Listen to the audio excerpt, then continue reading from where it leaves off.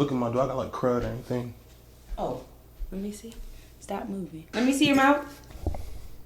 It's just looking regular. Gone. That's marriage, y'all. That's what y'all got to look forward to, is having a life partner to help you out and bring you down to size.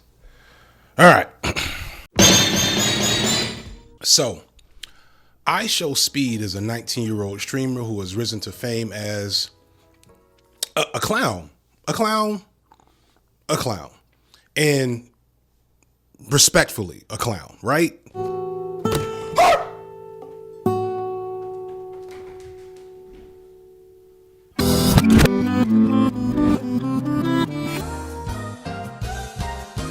Like some would say, and that's also fair, but I'm starting to think that clown is a better term.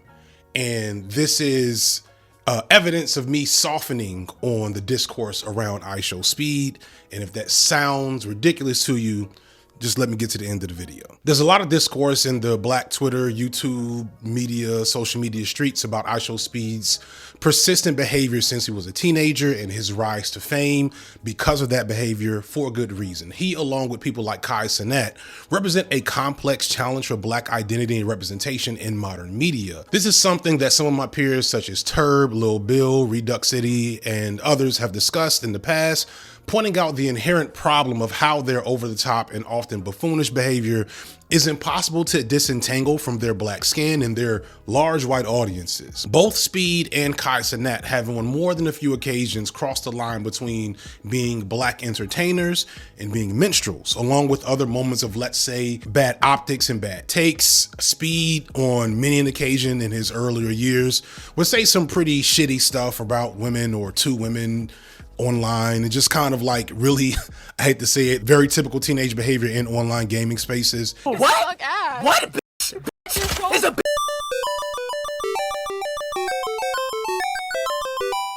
And then Cenat has had more than a few moments that are questionable, specifically his recent comments about like Black Americans not having any culture, as he is clearly a product of Black American culture. Y'all niggas is Black. You're Black. You're just Black. You're just fully American. You're African American, bro. That's it. But we're trying to be nice this video. I'm trying to be nice to the young folks, be nice to the babies, nice to the babies. I'm too old to be fighting the young people like I sometimes do. So I'm trying to set an example. And that's because lately I've been trying to be more empathetic to the reality of what they're doing.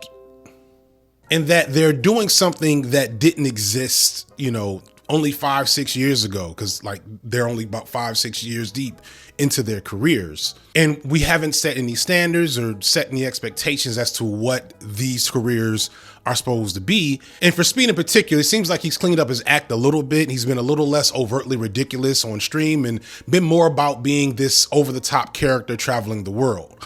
I hadn't paid much attention to this type of content. Obviously, it's not for me until I saw this clip of Speed barking at a dog.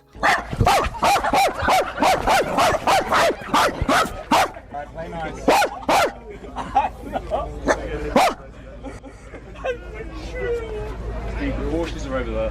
No, I don't want to see Porsche. And this is just plain funny. If you didn't laugh at this, that's a you problem in my perspective. This is a full-ass human being out barking a dog, and the dog like saying you got it. That's funny to me. If you have a single silly bone left in your body from your youth, then you laugh. And what I get from moments like these, which are pretty typical with Speed, is that that's his ultimate goal, to make people laugh. And while it's impossible not to be faced with the constrictions of race when you're acting as a clown, which we'll get to in a moment, there's a purity to this that I think we should spend more time to appreciate and maybe pull back a little bit on the hypercritical lens that we look at this through. Because it hit me while watching this that if Speed were white, his behavior wouldn't bother me the way it sometimes does. And I know this because Speed is not the first character of his kind. In fact, he is the latest in a lot of modern public gesture figures going back decades at this point. And reminds me a lot of a specific popular figure from when I was his age. This is the Tom Hanks Show. It's not the Green Tom Show. This is my favorite show because it is my show. If this was your show, you'd probably like it more than I did. That's just me. Green is a weird Canadian comedian who, somewhat like Speed, specialized in drawing out laughter through bizarre public behavior with his over-the-top antics, anti-humor moments, pranks, stunts, and a pathological need to just never be normal in public, just like ever. Like, I don't think he ever broke character. Work really hard on this. Come on, check this out. Green started out with a bizarre public access show that somehow got the attention of MTV and then became an MTV night show. And this was basically the spiritual successor to the Eric Andre show. You just gotta eat the lettuce. It's right, just straight up eat the lettuce. Like, there probably is not an Eric Andre show without Tom Green. And there's probably some other examples that I'm forgetting for those like hardcore media types that know this stuff. Shout out to Nicholas Nameless. I know he's going to correct me and say, actually, the Insert Here show was the first one. But for now, we're just going to give the credit to Tom Green. From there, Green got into other forms of media, such as comedy rap, a few movies, but over time his appeal kind of wore off. His audience that found him funny in the late 90s and early 2000s was a little too old for him by the 2010s, and so he faded away, which will probably eventually happen to Kai and Speed as their audiences age and they have to figure out what they're going to do next, which is not like a shade. It's just the natural progression of youth-oriented media figures. Now, Speed and Green aren't exactly the same, and again, Speed's blackness and like his physical presence specifically are inherent parts of his appeal. There's something to the fact that Speed is not a small guy, unlike Kai Cenat, no shade. And like Speed low-key is a world-class athlete. Like in another life, Ishowspeed is playing cornerback for Ohio State right now. He is legitimately a world-class athlete, which is something he showcases in a lot of his content. But the overall formula for this type of media is the same, and a similar thing could be said for figures like Andy Dick and Pauly Shore, and before then, Andy Kaufman, and probably plenty of others I'm not aware of that have been doing this same type of content, this same type of having the same media personality for decades, a generation probably. And yes, all of these guys were controversial at times and had haters who were not fans of their antics. But like most white men, they were allowed to just be representative of themselves in those antics. And Speed and Cenat don't have that privilege. They're arguably the most visible and popular young black men in the world right now, at least from a specific vantage point. And they are not just expected, but low-key required to be representative of all young black men. Their actions and inactions speak for black people, whether we want them to or not, whether they want to or not. And this flared up recently when Kai mentioned on stream that I guess the Kamala Harris campaign had been reaching out to him to get her on his stream, and he refused, stating that he doesn't know anything about politics. And this, of course, wasn't a problem for the lesser white streamer Aiden Ross, who just days before this had Donald Trump on his stream. Even as Kai Cenat says that he doesn't know anything about politics and he doesn't want to be political, that statement in and of itself is political. Because let's be clear, Cenat's desire to remain apolitical is not just because, oh, I'm so dumb, I don't know politics. It's because he knows that being political as a black man will cost him. Would Aiden Ross lose some viewers for having Donald Trump on his stream? Probably, but it won't be all that significant for him. He'll survive at the lower level that he's at regardless. But Kai and others similar to him like KSI and Marquise Brown Lee and Corey Kenshin, they are avoiding the responsibility and burden of addressing black struggle within their content. The ugly truth is that there are consequences that occur when black people in the public eye dare to overtly engage with the reality of their inherently political existence. The pro-blackness in me wishes they would make the sacrifice to do that work, especially since for guys like Cenat and like Corey Kenshin, their blackness is very clearly an explicit value add to their media careers within this particular medium of the streamer, like reviewer, content creation world. A connection to black and hip hop culture, a genuine connection, is a part of the currency that has made them stars. It's why Kai Cenat is bigger than Aiden Ross. They both have pretty much the exact same type of, lowbrow, antics based content, but Kai Cenat being black makes it a little more pure to his audience. This is why it's a problem. But I'm not going there today.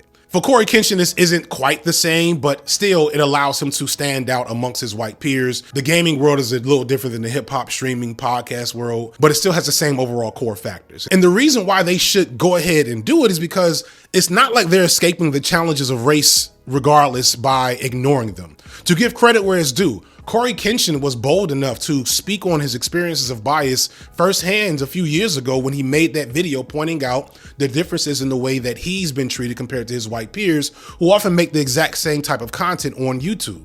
And Kai has been the target of, let's say, racially charged negative attention from many of his competitors on a few occasions, let alone the negative attention that his hip hop adjacent persona brings. When he did his little giveaway event that turned into riots in New York City a few years back, an event that definitely had its fair share of white participants, the coverage in response to it was clearly colored with the fact that he had assembled so many unruly BIPOC youth.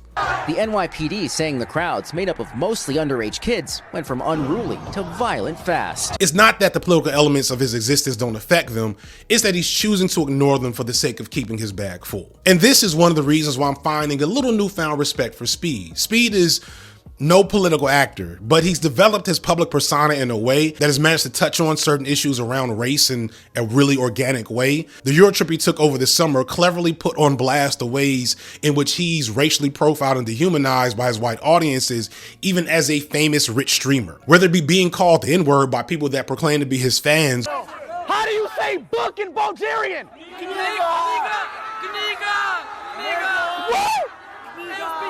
Nigga! Bro, no, bro, I can't keep doing this shit. Or having white mobs try to rip out his hair just to get a piece of him.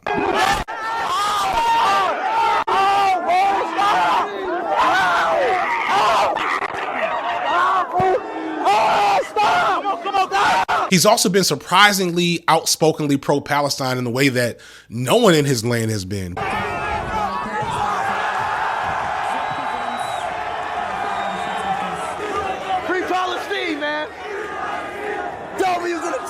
But again, he does it subtly without making it an overt political statement. He's not grandstanding on that belief. He's just making it a part of his content. So I'm of two minds with all of these guys. In the perfect ideal world, them being black wouldn't come with such a explicit social burden. That's literally what we're fighting for, self-determination. That's it. So I won't deny that to these guys. But I also feel it necessary to point out that we won't get to that point without sacrifice from everyone involved, especially those who have managed to attain power and influence. And it doesn't have to be much, just a bit of effort. I'm not expecting them to do some of the content I do or other cornbread to people. We're limiting our reach based on those politics, and that is what it is. And that's choices that we all make willfully. But like a sprinkling of the shit, or at least know enough not to say shit like Cenat said when he said black Americans don't have culture. You're not Ghanaian, you're not Dominican, you're not Puerto Rican, you're not Cuban, you are American. I farted so loud. I don't want them giving speeches. I don't want them, trying to become like political streamers when they don't know what they're talking about. But a little more acknowledgement, just like what Speed is doing, would be valuable. And at the same time, I feel as an elder, my role shouldn't be to just like lecture and pass judgment. That's why I feel like there should be more crossover with older black media figures with these younger ones. I don't expect truly great politics to be produced between a conversation with like Cenat and Joe Budden or something, but I think it would be overall a good thing if not just create a better bond between hip hop's aging era who have a decent understanding of certain black issues and the youth who truly drive culture today, and thus we have to rely on them to carry on those traditions. Because Kai is only 22, Speed is 19. These are adults, right? But to anyone who's over the age of 30, as you hear my knuckles crack by saying adults, you know that these are still very much boys. They have no clue about most of the things they're doing or about the world in general. And they're just kind of building a plane as they fly it and emerging as these major figures in media when a couple of years ago they were in their own rooms in their houses just streaming video games. And don't get me wrong, I do want folks like Turb and Reduxity and people who are in their age demographic to continue to critique them and hold them to account. But it's also important to imagine a future where these guys exist and like grow beyond their station. Yes, everything that happens and exists on the internet is permanent, and people will always want to hold you to whatever your worst take was, but that doesn't have to be exactly where you exist in perpetuity.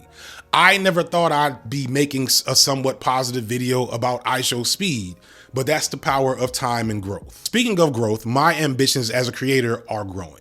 It's likely that most of you have watched or at least heard about my behemoth video analyzing and explaining the cultural and historical significance of the recent beef between Kendrick Lamar and Drake. That video is my most watched video ever, and it's shown me what is possible when I have time and resources to make my videos into more than just some shit I post on YouTube.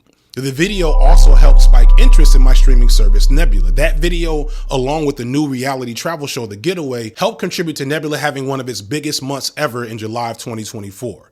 The Getaway is a reality show starring some big YouTubers like Pat from Zoo or Foreign Man in a Foreign Land, as they do what seems to be your typical travel challenge reality show, except with the twist that one of them is a snitch who's there to sabotage things. But it's actually a double twist in that all of them have been told that they're the snitch, so they're all working against each other while working with each other. But just understand, hijinks ensue, and if you appreciate the traveling antics of Ishowspeed, going to many places around the country and the world, this might be up your alley. I bring up my Drake Kendrick video and The Getaway because this is the future of Nebula as we evolve. Nebula has always been the ideal place for YouTube's best creators to make content the way we want to make it without the restrictions caused by YouTube. But now we're going bigger than that with more original content, and not just uncut videos that wouldn't fit on YouTube, but more ambitious stuff such as original films and more in-depth docuseries, stage plays, etc.